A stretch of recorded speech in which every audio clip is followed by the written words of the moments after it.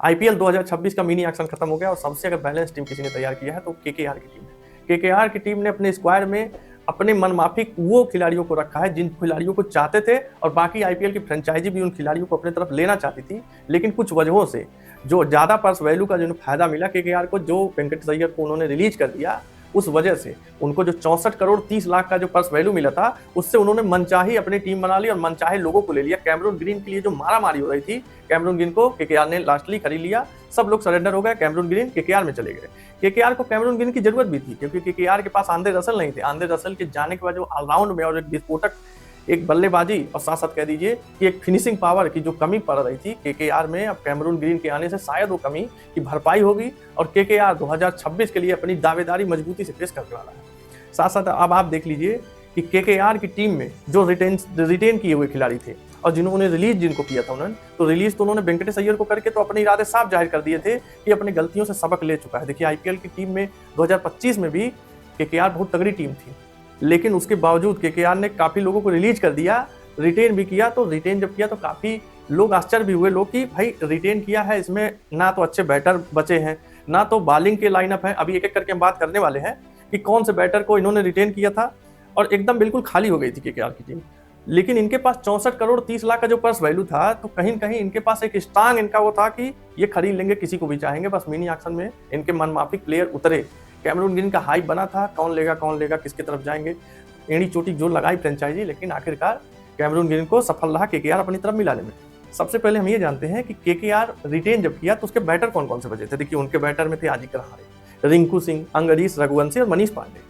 IPL का इतिहास आप उठा के देख लीजिए, और जिस तरह से चौके छक्के की बारिश हो रही है, जिस तरह से हैदराबाद जैसी टीम एक बेंचमार्क सेट कर ली है कि भाई साहब 300 रन मारो, अब की बात 300 पार हर बार।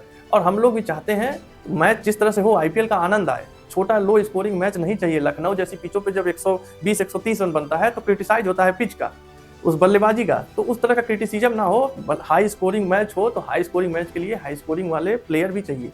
वो प्लेयर केकेआर में हमेशा सही रहे हैं, और इस बार आप अजिंक्य रहाणे को देख लीजिए, रिंकू सिंह मानिए फिनिशर है, उनसे आप बड़ी पारी को उम्मीद मत करिए, उनसे मानिए 2 ओवर खेल लेंगे, 3 ओवर खेल लेंगे। तो आपके बचे आज मनीष पांडे भी वही हैं, मिडिल ऑर्डर के बैट्समैन। अंगकीश रघुवंशी अभी नए लड़के हैं, तो ज़्यादा इनके पास अनुभव नहीं है।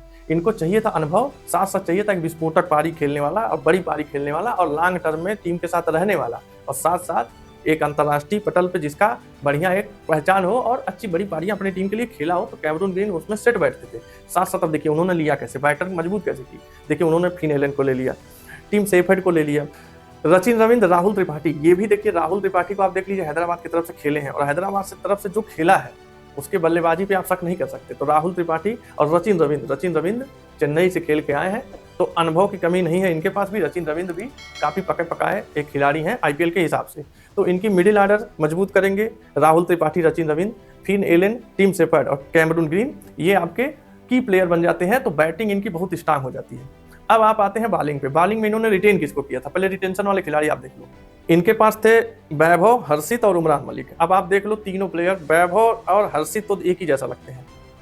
उमरान मलिक का हमेशा से ही उनका रहा है कि चोट की समस्या से जूझते हैं, इस बार स्ट्रांग कमबैक करने वाले हैं। केकेआर ने उन्हें रिटेन भी किया था, दरिया दिली दिखाई थी। उमरान मलिक उस तरह से प्रदर्शन नहीं कर पाया, हैदराबाद के ने इंट्रोड्यूस कराया था आईपीएल में, तो केकेआर की तरफ से जुड़े, लेकिन केकेआर ने उन्हें रिटेन किया। अब उमरान मलिक बोल भी रहे हैं कि हम 160 ही भाई साहब फेंकेंगे, उससे कम नहीं फेंकेंगे, भले हम 2 मैच कम खेलेंगे, लेकिन हम अपनी स्पीड से समझौता नहीं करेंगे। तो वो उनका स्पीड और डेडिकेशन, बस उन लाइन लेंथ सही कर लें तो भारत के एक बहुत उज्जवल भविष्य है। भारत वैसे भी पेसर की कमी से जूझता है। तो उमरान मलिक थे। अगर हम डेथ ओवर की बात करें तो ना तो उमरान मलिक में वो दम आपको पता चलेगा, ना तो हर्षित राणा में, और ना तो किसी और बॉलर में जो केकेआर ने रिटेन किया था। तो केकेआर ने रिटेन ही 3 बॉलर को किया था, वैभव अरोड़ा, हर्षित राणा और उमरान मलिक। अब केकेआर को चाहिए था एक ऐसा बॉलर जो डेथ ओवर का भी किंग हो, डेथ ओवर का भी स्पेशलिस्ट हो, विकेट निकाल के दे, साथ साथ उसे आप कभी भी बॉलिंग करा लें। और अगर इन 3 जो रिटेन हैं इनको अगर ना भी खिलाना हो तो हमारा काम चल जाए। तो उनका काम आसान किया मतीसा पथिराना ने। देखिए पथिराना को उन्होंने 18 करोड़ में लिया। लोग क्रिटिसिज्म, कुछ लोग कह रहे हैं कि नहीं यार ज़्यादा ले लिए पथिराना, लेकिन पथिराना अच्छी बॉलिंग कर दिए और पथिराना को अच्छे तरीके से यूज किया गया, जैसे महेंद्र सिंह धोनी किया करते थे। तो मतीसा पथिराना 18 करोड़ अपना जस्टिफाई कर देंगे। साथ साथ इन्होंने मुस्तफिजुर रहमान को ले लिया। मुस्तफिजुर रहमान की आप बॉलिंग देखे हैं, टाइट लाइन पे गेंदबाजी करते हैं, मौका नहीं देते हैं, रूम नहीं देते हैं। डेथ ओवर के लिए ऐसी बॉलिंग बहुत जरूरत होती है। मुस्तफिजुर रहमान हर बार ऐसा करते हैं, चाहे बांग्लादेश के लिए हो, चाहे IPL के बाकी फ्रेंचाइजी के लिए हो। तो इनको भी 9 करोड़ 20 लाख में खरीदे हैं, तो ये भी एक फायदे का ही सौदा है। और KKR कहीं न कहीं अब बैटिंग के साथ साथ बॉलिंग भी अपनी मजबूत कर लिया है। डेथ ओवर के स्पेशलिस्ट भी इसके साथ है। और साथ साथ आप देखेंगे वरुण चक्रवर्ती मिस्ट्री स्पिनर और सुनील नारायण, जो कि बैटर कम बॉलर या बॉलर कम बैटर कह लीजिए, हार्ड हिटर कह लीजिए सुनील नारायण को, ऑलराउंड 360 मल्टी डायमेंशनल कुछ भी आप नाम दे दीजिए, तो सुनील नारायण वो है। वो तो उनके पास एक गिफ्टेड प्लेयर है सुनील नारायण, जो KKR के लिए हमेशा से मैच जिताऊ पारी और एक मैच जिताऊ प्लेयर बने हुए हैं। तो KKR कुल मिला के बिल्कुल बैलेंस हो गई है, बिल्कुल तगड़ी हो गई है। देखिए पिछली बार भी तगड़ी थी और हर बार KKR तगड़ी ही रहती। KKR ऐसी टीम है कि IPL में जब वो खेलती है तो शुरू में आपको लगेगा कि नहीं KKR बहुत धीरे शुरुआत करेगी। देखिए क्योंकि आदिक रहाणे, मनीष पांडे जैसे उसमें क्रिकेटर हैं, तो हो सकता है शुरू में यही अपनी छाप छोड़ते हैं, तो लोगों को लगता है अरे यार KKR ऐसे धीमे खेलेगी। लेकिन लास्ट में आप जब देखोगे नॉकआउट मुकाबले अंतिम जब 4 बनते हैं, तो कहीं कहीं KKR का नाम जरूर आता है। और इस बार 2026 के विजेता टीम में अपना नाम पहले जमा लीजिए, KKR ने नोट करा के रख लिया है। इस स्क्वाड में इस नीलामी के बाद जो नए प्लेयर को उन्होंने शामिल किया है। तो आपके हिसाब से KKR के अलावा कौन ऐसी टीम है जो इस नीलामी में काफी मजबूती से और काफी मजबूत प्लेयर को अपनी तरफ ली है, और किसका स्मार्ट मूव था, किसकी स्मार्ट चॉइस थी, किस प्लेयर को और किस प्लेयर को ज्यादा पैसे में खरीदा गया? वेंकटेश अय्यर का नाम आप मत लीजिएगा, RCB ने पता नहीं उनको इतने पैसे में क्यों खरीद लिया, वो बात मुझे भी नहीं समझ में आई। बाकी आप बताना कि कौन सा ऐसा प्लेयर था जो अपने प्राइस को जस्टिफाई नहीं कर पाएगा, कमेंट में आप जरूर बताना। और अगले वीडियो में हम किसी और टीम के बारे में बात करेंगे, आप कमेंट में जरूर बताइएगा। और वीडियो अच्छा लगे तो चैनल को सब्सक्राइब करना मत भूलिए। जय हिंद।